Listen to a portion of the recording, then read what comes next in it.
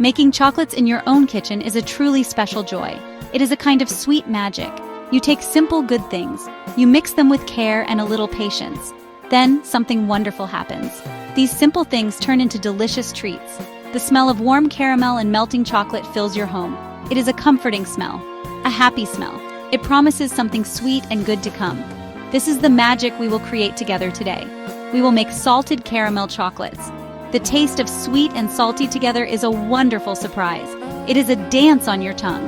The sweetness of the caramel is rich and deep. The little touch of salt makes it even better. It makes all the flavors sing. It is a perfect balance. Homemade chocolates are always the best. They are made with love. They are made with your own hands. You know exactly what goes into them. This makes them taste even more special. These are not just chocolates. They are small pieces of happiness. Imagine sharing these beautiful chocolates with people you care about. Their eyes will light up with delight. Or perhaps you will keep them all for yourself. A secret treat to enjoy with a cup of tea. That is a wonderful thing too. The process of making them is a reward in itself. It is a quiet time, a time to focus, a time to create something beautiful and tasty. It is a simple pleasure, like a warm kitchen on a cool day. We will learn how easy it can be. These salted caramel chocolates are perfect for any occasion. They are good for a celebration. They are good for a quiet afternoon. Making them is an adventure. It is an adventure in flavors and textures. You will feel proud of what you make. You will see the shiny chocolates. You will taste the soft caramel inside. It is a sweet satisfaction that you cannot buy in a store. Let us begin this sweet journey. Let us make something truly delicious. To make our lovely salted caramel chocolates, we need good ingredients. Good ingredients make good chocolates. It is very simple. First, we need sugar. Plain white granulated sugar is perfect for our caramel. It will melt into a beautiful golden liquid. We will need about 1 cup of this sugar. This will be the sweetheart of our caramel. Make sure your sugar is dry and does not have clumps. This will help it melt evenly and smoothly. Next, we need butter. Butter makes the caramel rich and smooth. Unsalted butter is best. This way, we can control the amount of salt ourselves. We will need about 6 tablespoons of butter. Cut it into small pieces. This helps it melt nicely into the hot sugar. Good quality butter will give a lovely flavor. It adds a creamy texture that makes the caramel feel luxurious. Remember, good things make good things. Then, we need heavy cream. This makes the caramel soft and flowing. We will need half a cup of heavy cream. It should be at room temperature if possible, or you can warm it gently. Adding cold cream to hot sugar can make it seize. We want our caramel to be smooth and welcoming. The cream transforms the sugar and butter. It turns it into a luscious, flowing sauce. This is a very important step for perfect caramel. Finally, for our salted caramel, we need salt. Good quality sea salt is wonderful. A fine sea salt will dissolve well. We will need about 1 teaspoon of sea salt. You can add a little more or a little less. It depends on how salty you like your caramel. And of course, we need chocolate. Good quality dark chocolate or milk chocolate is best for melting. We will need about 2 cups of chocolate chips or chopped chocolate. This will be the shiny coat for our caramel treasures. Now let us begin making the heart of our chocolates, the salted caramel. Find a good sturdy saucepan. A heavy bottom pan is best. This helps the sugar melt evenly. It stops it from burning too quickly. We must be patient with caramel. It needs gentle heat and our attention. Pour your 1 cup of granulated sugar into the saucepan. Spread it in an even layer. This will help it to melt without forming hard crystals. Place the saucepan over medium heat. Do not turn the heat too high. We want the sugar to melt slowly. At first, nothing much will happen. Just be patient and watch. Soon, you will see the edges of the sugar start to turn to liquid. It will look like clear water at first. You can gently swirl the pan. This helps the unmelted sugar mix with the melted sugar. Try not to stir it with a spoon at this stage. Swirling is better. As more sugar melts, it will start to change color. It will go from clear to a pale yellow. Then it will become a beautiful amber color. This is what we are looking for. It is the color of honey or a golden sunset. Keep swirling the pan gently. Watch it very carefully now. Sugar can burn very quickly at this stage. If it burns, the caramel will taste bitter. We want a sweet, rich flavor, not a burnt one. So keep your eyes on the pan. When all the sugar has melted and turned a lovely amber color, it is time for the next step.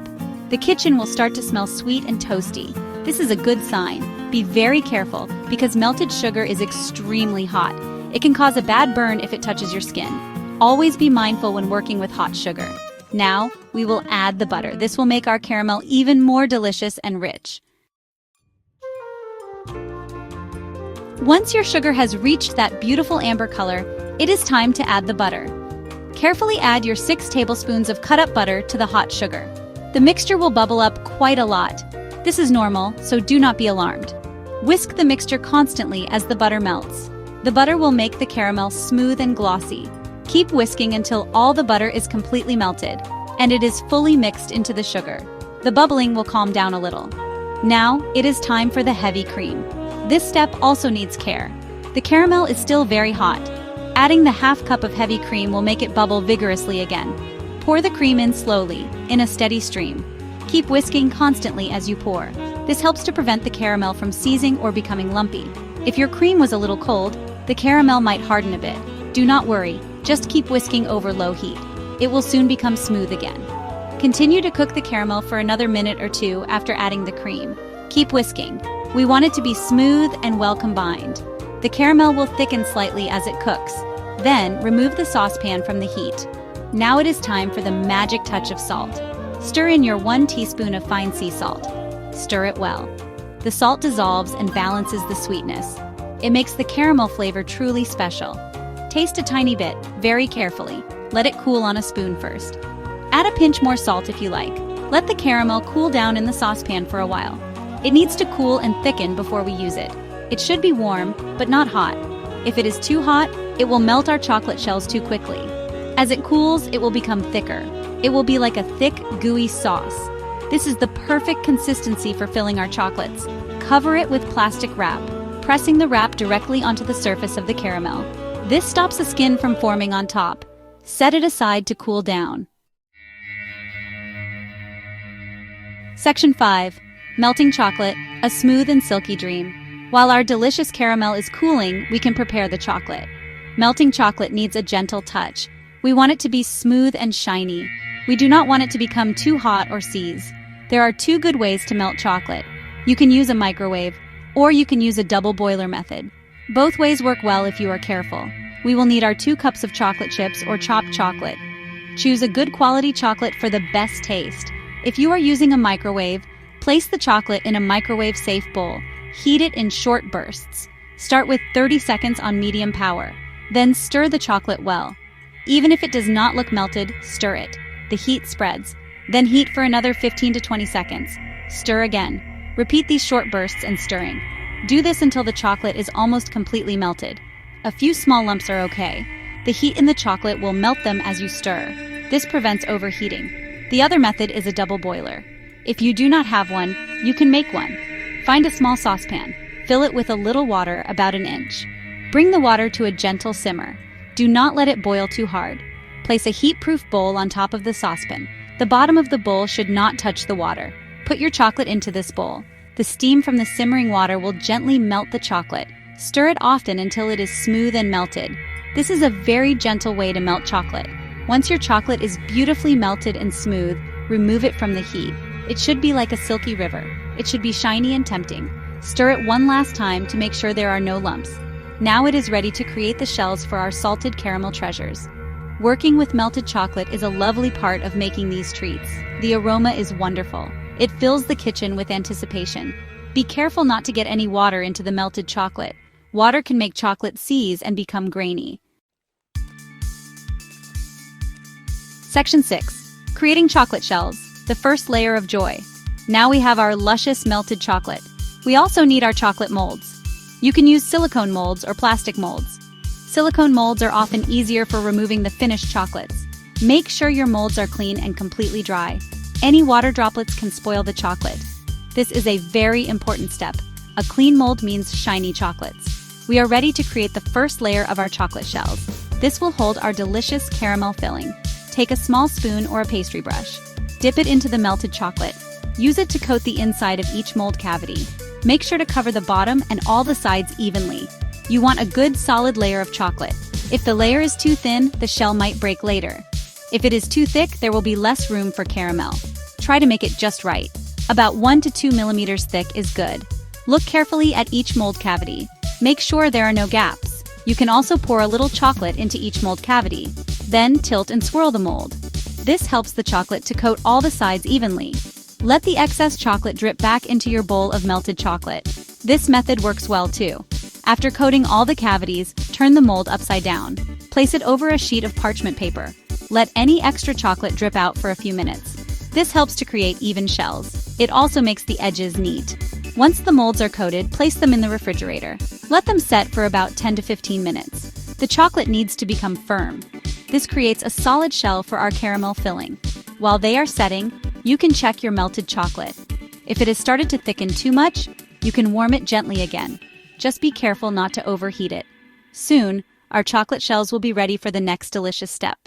This is where the magic starts to take shape.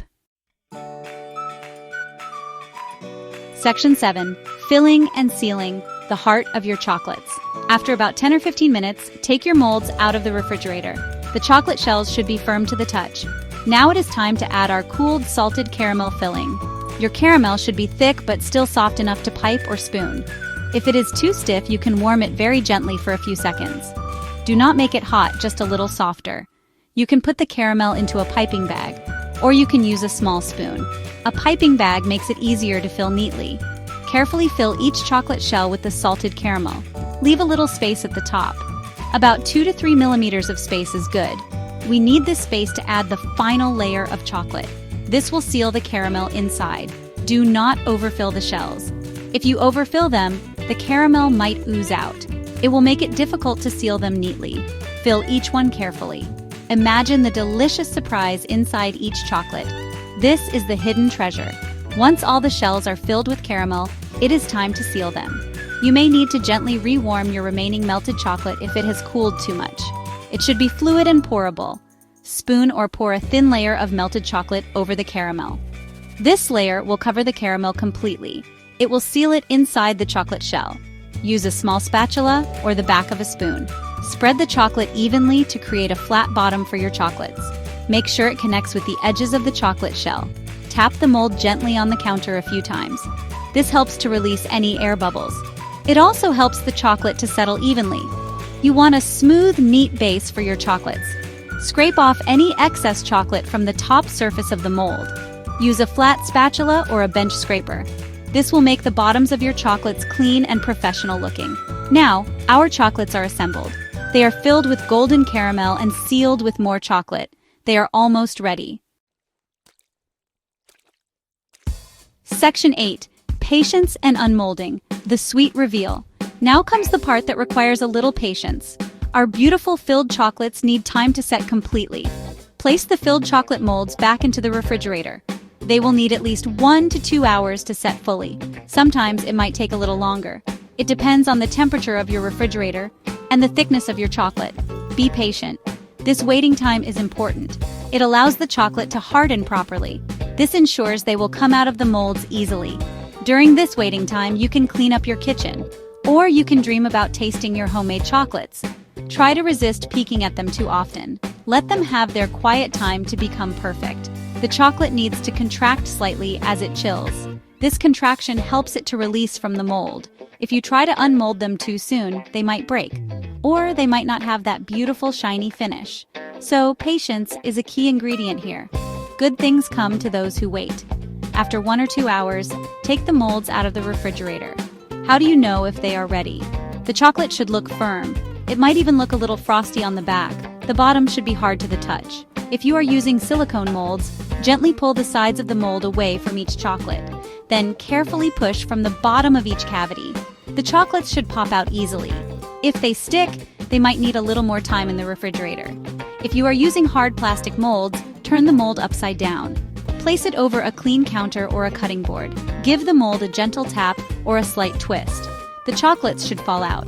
If they are a bit stubborn, you can tap the mold more firmly. It is such a joyful moment when they release. You will see your shiny, perfect salted caramel chocolates. Each one is a little work of art. You made them yourself. Admire their beauty before you taste them. Section 9. Sharing your sweet creations. A personal touch. Now that your salted caramel chocolates are unmolded, they are ready to be enjoyed. But you can add a little extra touch if you like. This makes them even more special. You can garnish them in many beautiful ways. A tiny sprinkle of coarse sea salt on top of each chocolate looks elegant. It also hints at the salty surprise inside. Or you could drizzle a little melted white chocolate over the dark chocolate. This creates a lovely contrast. These small details make them look very professional. Think about how you want to present your chocolates. You can arrange them on a pretty plate. They will look wonderful as a dessert. Or you can pack them into small boxes. Tie a ribbon around the box. These homemade chocolates make a wonderful gift. People always appreciate a handmade gift. It shows you took the time and care to make something special for them. Imagine the smiles when they receive your beautiful salted caramel chocolates. It is a gift from the heart. Do not be afraid to try new things. Experiment with different types of molds. There are so many shapes available: hearts, flowers, stars, or simple rounds and squares. Each shape gives the chocolate a different character. You can also try different toppings: a tiny piece of a candied nut on top, or a sprinkle of edible glitter for a festive look. Let your imagination guide you. The kitchen is your playground. Making chocolates should be fun and creative. Making these salted caramel chocolates at home is a rewarding experience, from melting the sugar for the caramel to carefully filling each mold. Every step is a moment of creation. The taste of your own homemade chocolates is pure satisfaction. It is a taste of accomplishment. It is a taste of joy. So gather your ingredients, follow these simple steps, and fill your home with the sweet magic of chocolate making. You will create something truly delicious, and you will create sweet memories too.